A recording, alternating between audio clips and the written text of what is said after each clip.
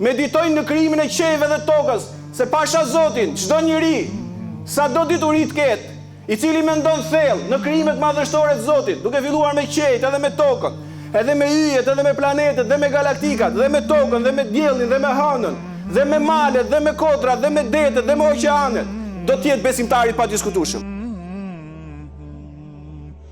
E si mund t'ja humbi sunduesi i madh, i miri i madh, ai që na ka dhënë neve mirësi pafund, ai që na ka përkëdhel dhe mbuluar me të mirat e tij, si mund t'ja humbi njeriu gjitha këto që thami ka dhënë falas?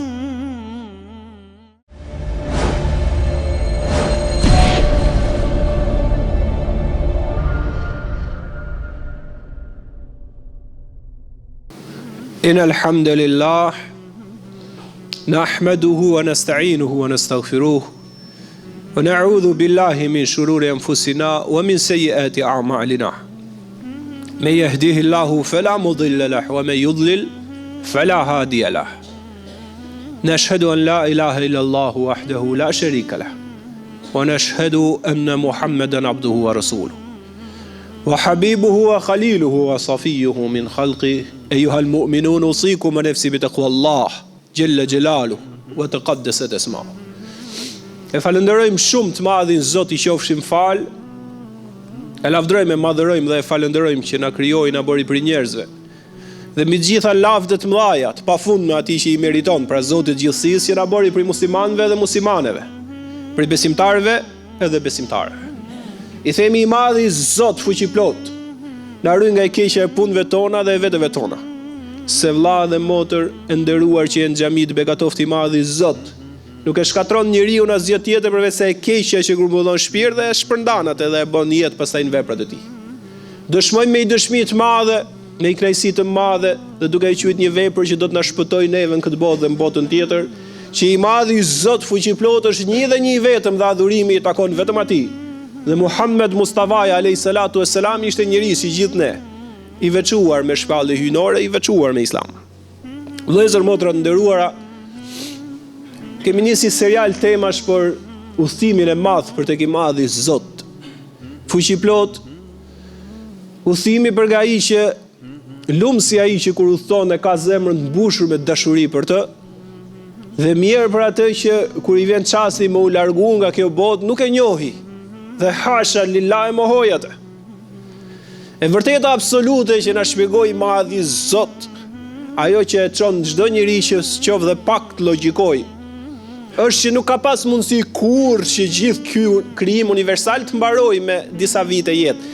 Kjo nuk është për njerëzit e mençur kjo dhe ato që e mendojnë. Kjo është jashtë çdo lloj logjike, jashtë çdo lloj kuptimi, hum ky kuptim universal i këtij krijimi madhështor.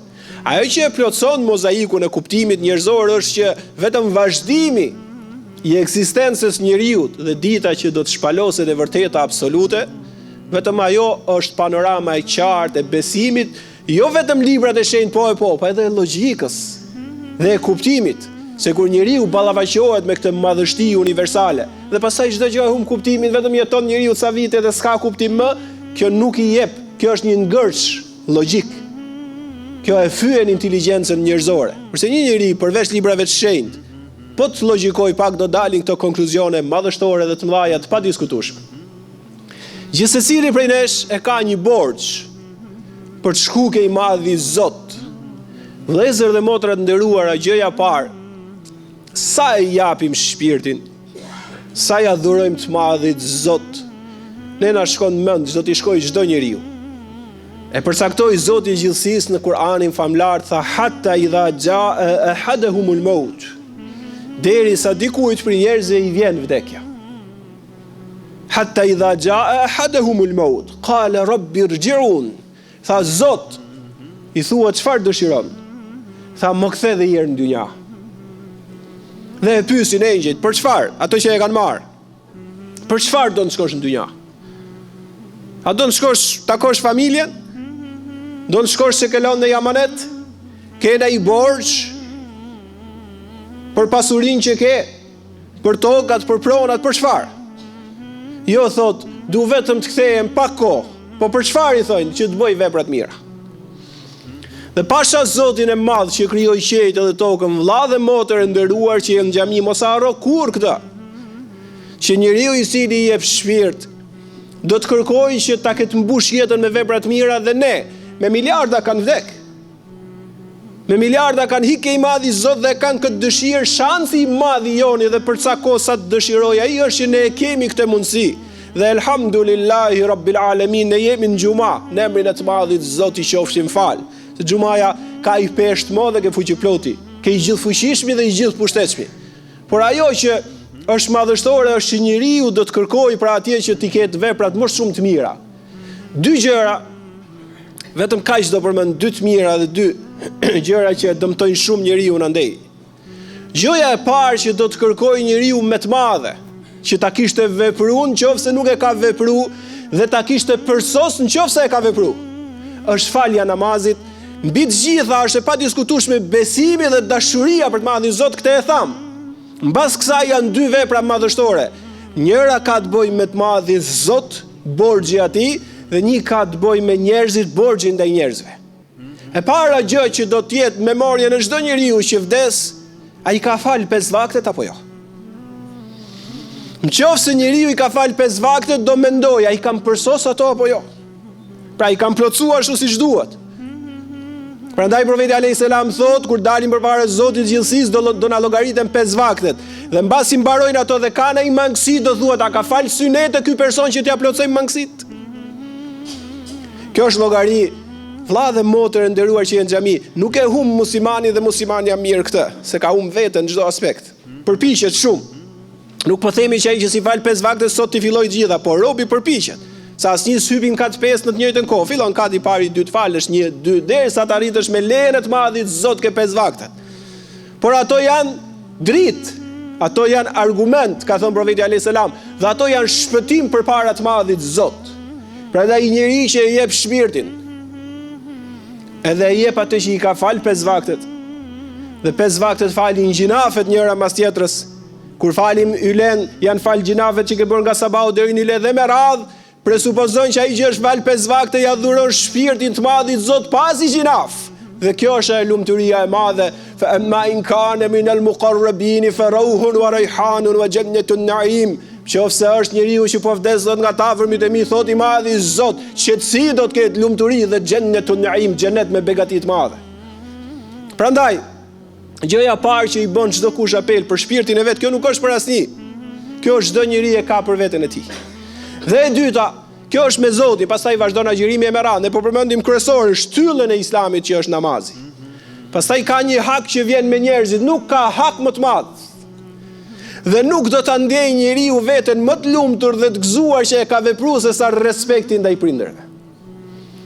Nëse i persona jep shpirtin dhe i ka pas kënaq, biles disa transmetime thonë që kur e jep shpirtin dhe Zoti i ka mëshiruar prindrit e atij dhe e mëshiron dhe këtë nga njerëzit e parë që e presin atje është babai dhe nëna.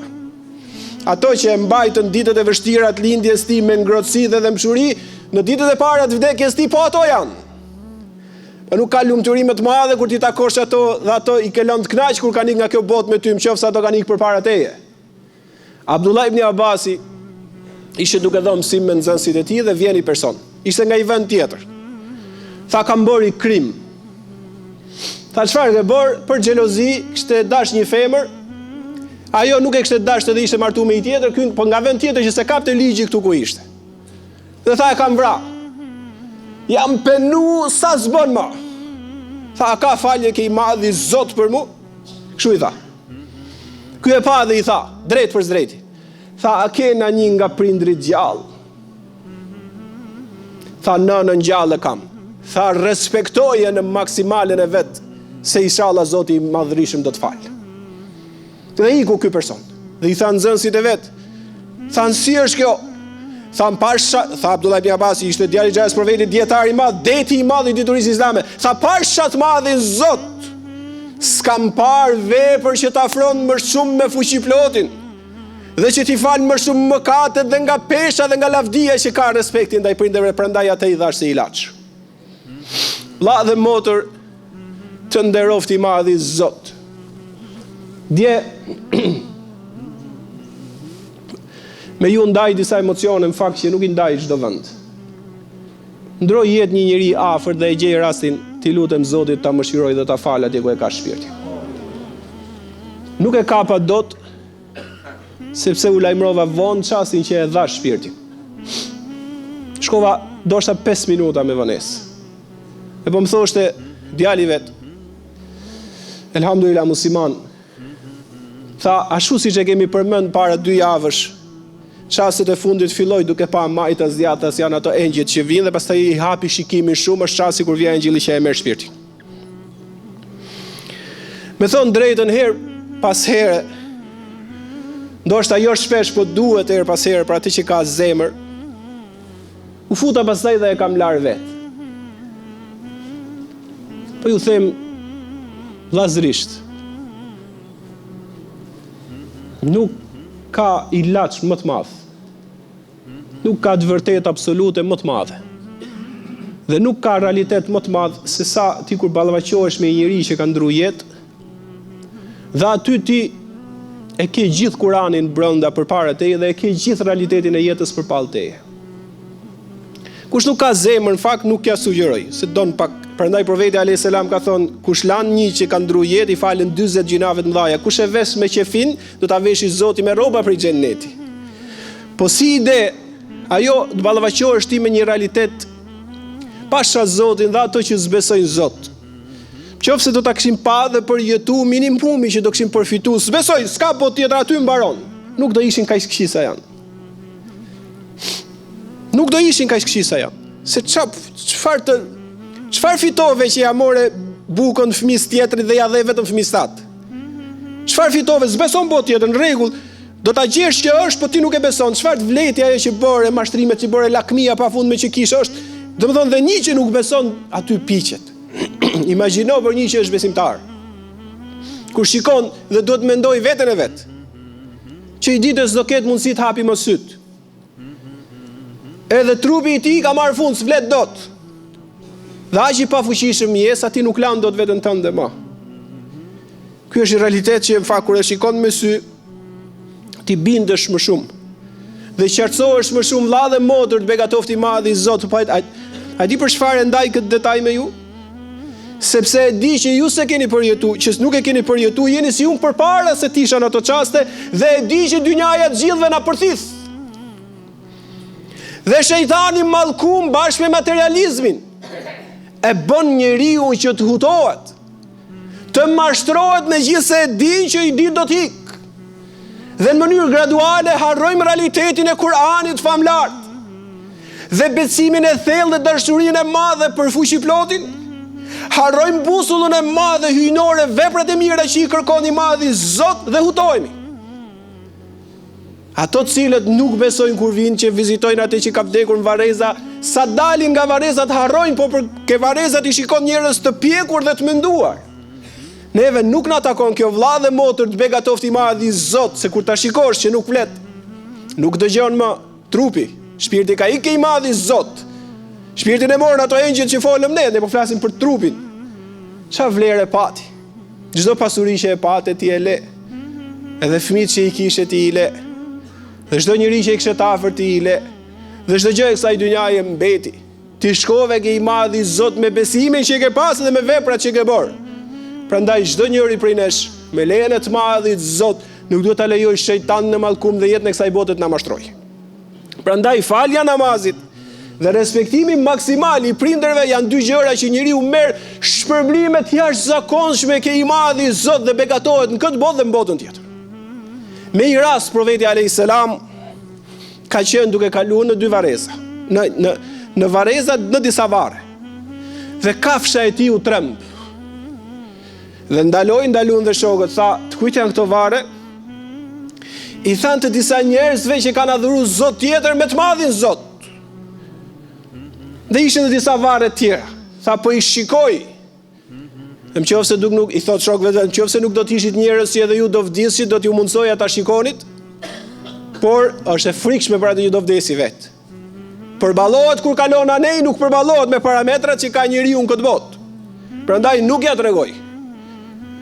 Ma zagal basaru wa ma taga. Profeti alayhis salam e përballonte se përballoi Miraxhin, tha kur e bëri Miraxhin, nuk u shkoput zemra e tij dhe shikimi i tij. Don zemër të madhe shumë. Por tha po I shikoj që po dënohen për dy gjëra, që ke ju I keni nënvlerësu, ke I madhi Zot kanë pesh. I tha na I thuj I dërguami I Zotit. Tha e para e kanë lënë veten të papastër. At-tuhuru shatrul iman, pastërtia ka thënë është gjysma fesë. Kanë lënë trupin e tyre të papastër, kanë lënë rrobën e tyre të papastër dhe kanë qenë jetën e tyre të papastër.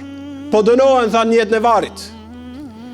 Dhe e dyta tha, kanë qenë njerëz janë marrë me thashë them. Tha filani kështu, ja tha filanit kështu, filani për ty të ka shajt kështu, edhe duke fut thashë them në të gjitha aspektet dhe duke përshaj njerëzit. Tha po dënohet, ke ju është bërë normale, pra ke njerëzit tha profeti është bërë normale. Ke I madhi Zot kjo është e rëndë. Prandaj vëlla dhe motër, të begatoft I madhi Zot largoju thashë themit. Largoju përgojimit. Largoju shpifjeve, largoju llafeve dhe fjalëve të kota se janë të padobishme dhe do t'i kesh kusur atje ku do shkosh ke I madhi Zot. Prandaj në përgjithësi kur t'ikim ke Zoti I gjithësisë, veprat e mira do na bashkohen gjitha dhe veprat e këqija inshallah Zoti I madh na I fal gjitha çfarë kemi bërë. Pastaj I madhi Zot vëlla dhe motër e nderuar e lën këtë botë sa dëshiron ai. Shumica e njerëzve vdesin, kalojnë botën e shpirtrave dhe gjithmonë I pjesë do të ngelin tokë derisa I madhi Zot të dëshiroj. Derisa të vi çasti, ne po tregojmë stacionet që do të na ndjekin gjithë secilin prej nesh.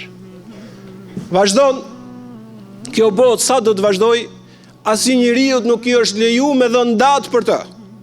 Janë dhënë vetëm disa shenja që do të vinë dhe pastaj nuk dihet mos se sa derisa I madhi Zot I jep urdhër Israfilit për t'i fryrë surit. Kur vjen koha thotë që shkatrohet kjo botë, po jo vetëm kjo. Në Kur'an thuhet kullu men alejha fan wa yabqa wajhu rabbika dhul jalali wal ikram. Tha çfarë është sipërfaqja e tokës do ta shuajë në kiamet, ka thënë I madhi Zot, dhe ngelet vetëm Zoti yt I madhëruar. Engjëjt e qiellit kur tha çfarë është në tokë do të zhduket, tha duket se ne shpëtuam nga kiameti, nuk ka lidhje me ne. Derisa I madhërishmi zbret në Kur'anin famlart, kullu shay'in halikun illa wajha. Çdo krijesë do ta zhduk tha në kiamet, çfarëdo qoftë ajo kullu shay janë gjitha krijesat illa wajha, përveç madhështisë tij. Përveç Zotit që mbeten, tha në engjëjt kiameti I kap engjëjt, gjindët, engjëjt dhe çdo krijesë tjetër. Nuk ngel as I krijesë, vetë se e kap kiameti, ka thënë profeti alayhis salam, ajo vjen në befas dhe kur vjen qielli me një shkreptim të madh çahet dhe fillon tronditet toka me dridhjet një pas njëse që nuk pushon më. Dhe thot një njeri që ka shkuar në treg për të blerë diçka për familjen, nuk e kthen më. Dikush që e ngren dorën për të ngrënë ushqimin, nuk e çon dot në stomakun e tij. Dhe dikush ka thënë që shkon për t'u shërbyer ke kafsha e tij, nuk e arrin dot atë. Ajo kur vjen në befas, I fryhet suri dhe tronditen qejt edhe toka, si thot Kurani është një çështje e rëndë në qej dhe në tokë, dhe thot I madhi Zoti idha shamsu kuirat wa idha nujumun kadarat wa idha aljibalu suyirat wa idha albiharu fujirat wa idha aluhushu hushirat. Tha kur dielli të jetë palosur dhe kur yjet të kenë rënë dhe kodrat të jenë bërë pluhur dhe kafshët të jenë bashkuar dhe shpirtrat të jenë tubuar nga frika dhe kur qielli të jetë qarë dhe librat të jenë shpërndar dhe xheneti të jetë afruar këtë devotshmit dhe zjarri I xhenemit të jenë ndezur, aty përkujton njeriu se çfarë veprash ka punuar. Kështu e shpjegoi madhërishmi një nga suret që ka thënë kur ta lexoni atë sikur imagjinoni sikur kiameti po bëhet. Dhe vdesin vëlla dhe motër e nderuar ato krijesa që I kanë qenë akoma të gjalla. Ato që kanë vdekur përpara janë ke bota e shpirtrave dhe I bashkangjiten edhe këto të gjithë. Dhe ngel vetëm Xhebrail Emini, engjëlli I vdekjes, dhe ngel I pavdekshmi dhe I përjeshmi I madhi Zoti qofshin fal që e besojmë. E thret engjëllin e vdekjes dhe I thot kush ka mbetur më? Tha ja Rab ente hayyul ladhi la yamut. Tha ti I madhi Zoti I përjeshmi që s'vdes kur. Tha Xhebrail Emini dhe unë. Tha merja shpirtin Xhebrailit. Dhe shkon Xhebraili me vdekjen e tij. E thret përsëri në audiencën e madhe hyjnore i qofshin fal, cilin besojmë vëllezër motra të nderuara, tha o engjëlli i vdekjes që ke marrë shpirtrat, kush ka mbetur? Dhe Zoti thot profeti e din më mirë. Tha ente ledhi, la të mutu ja Rab, ti sundjuesi i madh dhe i përjetshëm që s'vdes kurrë, ke qenë gjithmonë dhe do të jesh i madh i Zoti i pari dhe i fundit, pa fillim dhe pa mbarim, i dukshmi dhe i padukshmi. Edhe unë, krijesë, ja ka marrë shpirtin çdo kujt. Dhe unë një krijesë dobët nga krijesat e dobta tuaja. Engjëlli i vdekjes tashmë i robruar përpara sundjuesit madh gjithësisë. Tha merr shpirtin qenies tënde, vetes tënde. Dhe ja merr. Kjo bëhet vëlla dhe motër, begatofti i madh i Zot. Kjo bëhet a di për çfarë? Se herë që Allah i farkoj që i madh i Zot i qofshin fal, për nga rahmeti, për nga dashuria, për nga dhemshuria, për nga paqja, për nga mirësia. I herë që Allah njerëzve tokën, ju e shikoni çfarë po bëjnë.